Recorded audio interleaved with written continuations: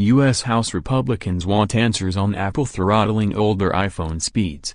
4 U.S. House Republicans, including the chairman of the Energy and Commerce Committee, on Friday wrote Apple Incorporated chief executive Tim Cook asking him to answer questions about its disclosure that it slowed older iPhones with flagging batteries.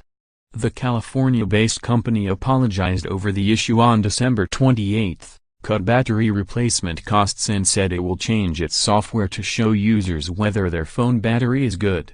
The letter also said they were concerned about reports that an iPhone battery overheated and began to emit smoke in Switzerland.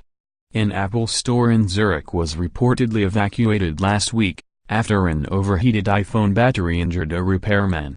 A Reuters report quoted Zurich police who told the agency that the incident occurred as the repair worker was removing the battery, which overheated and burned his hand slightly.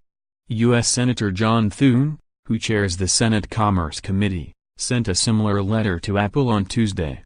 Apple did not immediately respond to a request for comment Friday. Apple is facing a slew of lawsuits over the software tweak that led to slower performance in iPhone 6 and iPhone 6's models. About 8 lawsuits have been filed in the U.S. alone, demanding millions in damages from the iPhone maker. Apple has also been sued in Israel over the same issue, with the lawsuit seeking nearly $120 million in damages.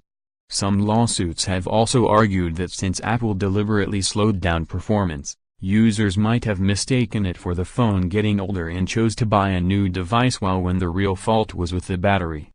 The lawsuits claim Apple forced customers into buying new devices, rather than letting them just replace the battery at a lower cost. With Tech Desk inputs for all the latest technology news, download